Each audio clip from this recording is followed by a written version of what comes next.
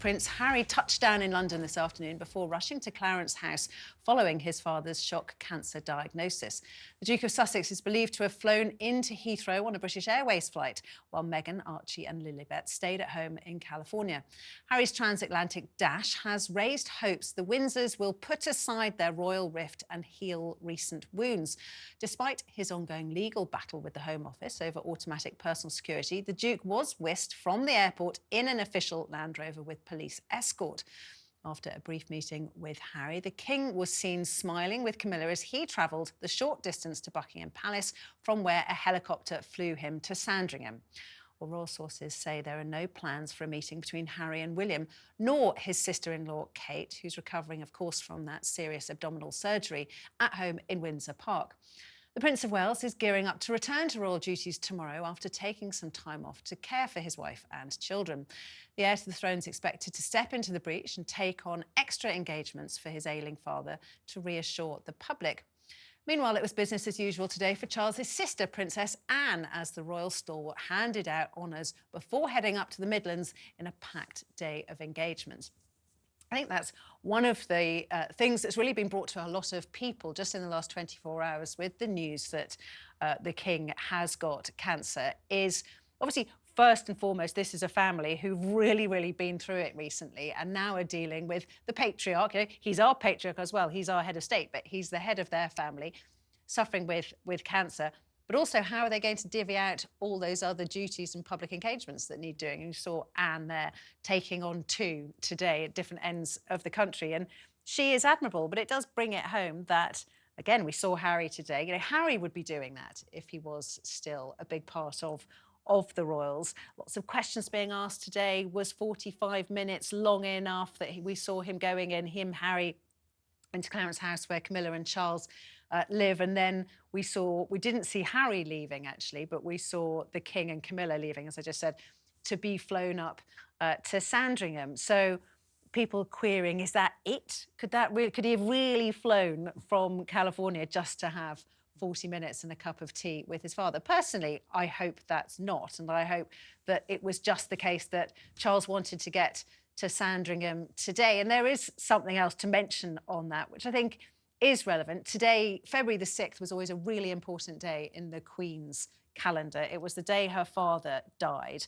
And obviously the day that she officially became, or the day she became Queen, but she would always go to Sandringham because that's where he died. You can see there George VI with the young Charles. Just that was a year before he died in 1952. And the Queen would always mark the occasion. She would spend February the 6th on her own, and she would be thinking about her father who died on this day. And I believe that that is why the King has gone to Sandringham today. He said last February that he wanted to continue his mother's tradition of doing that, and it is today, February the 6th. So very poignant. And maybe that's a reason why that meeting with Harry was cut short, but you know, not for this family to be thinking about at the moment. It does seem really sad if there are no plans, as you say, to meet with Prince William, because I think lots of people were hoping that this would be one of those moments in a family where you say, do you know what, this is real. The other stuff was just kind of silly. Let's put the past behind us. Let's move on. Let's heal the rift with his brother and with his father. And if there are no plans for him to meet with Prince William, it just seems a wasted opportunity. Yeah, we don't know how long he's going to be in the UK. I mean, obviously, what is it, Tuesday? We're coming up. The weekend's still quite a way away, but if he's going to be here for the weekend, maybe he'll spend the weekend with his father. It is sad as well that he's not going to see the Prince of Wales, Prince William and Kate. Kate has obviously undergone major surgery. This is the golden opportunity, particularly perhaps as Meghan is not here, for Prince Harry to go and visit her and see how she is. So it is very depressing to see this kind of family rift played out across our media, across the globe even, because so many people take an interest in this. I mean, obviously, it is the reaction to King Charles's cancer has been pretty overwhelming, pretty serious, big newspaper headlines. But I do think, sort of take comfort, you see him there in the car, smiling and waving.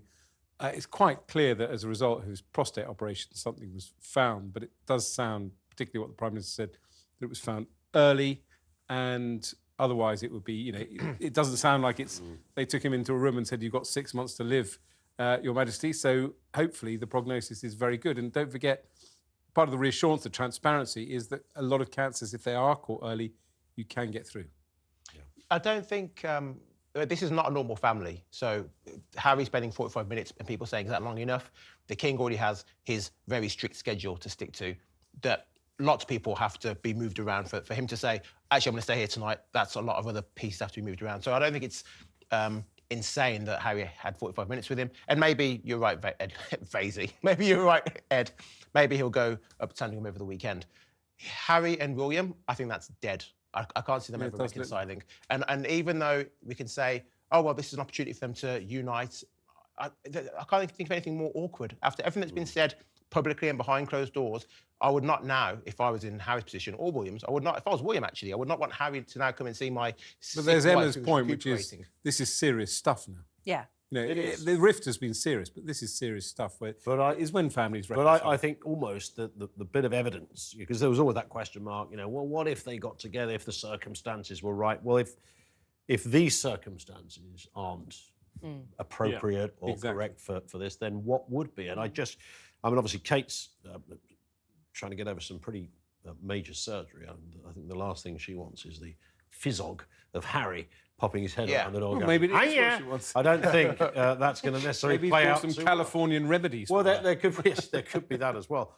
So I just sense that, you know, if there is going to be some kind of rekindling of things, I don't think it's going to be now. But I agree with what you said, Daisy, that I hope he is able to still see his father before he... Yeah. I am disappointed, sorry, Daisy, I'm disappointed that Meghan hasn't come.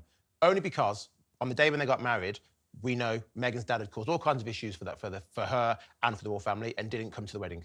And Charles stepped in, and that was iconic, seeing Charles walk down the aisle. Yes, it was. And really, that, as far as I know, Daisy, you know better, that doesn't feel like royal protocol to have Charles, the then prince, walking down. No, I think that was a genuine reaching out the hand, you know, of a family. So for that reason alone, I'd have thought that Meghan would have made the effort to come and see him. Yes, but you know, we all know that if Meghan had come over, it would have become once again the circus. Well, it's already a circus because we were already timing how long, you know, Charles was talking to Harry and everything.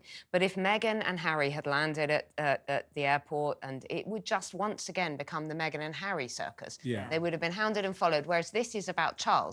This is about Harry, for once, just slipping on a plane, coming over here, seeing his father, and maybe they were aware, maybe even Meghan. Are you defending Meghan and Harry? I know, I was almost about to defend Meghan, but maybe even Meghan Markle was aware last night or yesterday that this was not about her, that she wasn't the centre of this particular drama, and that she should let Harry It makes you feel how his fragile the whole family is, because, you know, I don't think King Charles is facing imminent death by any stretch of the imagination, but the kind of whole weight of the royal family is landing on Prince William's shoulders. You know, when you think about his generation and the personalities involved, you know, Beatrice and Eugenie and so on, there aren't that many rock stars left in the royal family. Princess Anne is indefatigable, but she's getting older, and Prince Edward is not that well known. Prince Andrew is out of commission for obvious reasons.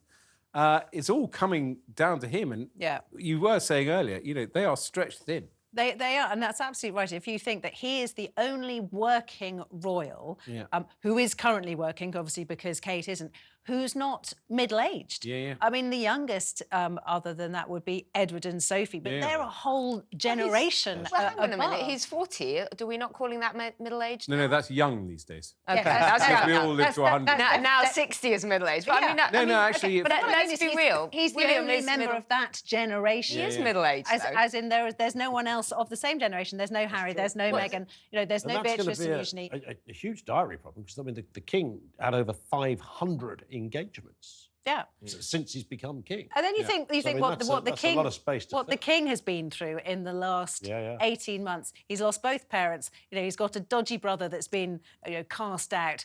He's got a son who seems to hate everybody and has gone to California, and now he's got cancer. I mean, that is a huge, and he's become king in the last year. I mean, that is a huge amount to take on. And of course, you know, one of the issues about that we know is that he adores his sons, and as Harry wrote in his book, Charles said to the boys when they started fighting, you know, dearest boys, please don't make my last few years a misery.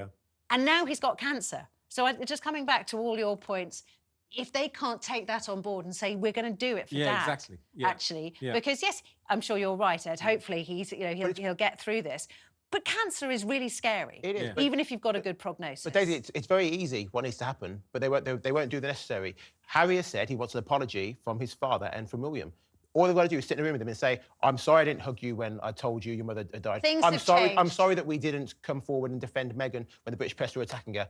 They could say that and it would be over and done. But they won't do that. Well, it never is over and done. It's is it, never that simple within family. Well, it is that simple because that's what Harry And said. I think you can understand right now why William, as you say, the physog, I think you can understand with the amount that William will be juggling, just in terms of just covering everything and his wife being ill and his father, just why he doesn't want the drama of Harry bowling in and, you know, trying to discuss it all. But I agree with you. I think the only way Meghan could have come is if Charles the King had specifically said, please bring Meghan. And I'm guessing he probably didn't because it would have caused so much controversy and all the rest of it. But, I mean, hopefully next time. Let's keep our fingers crossed for that.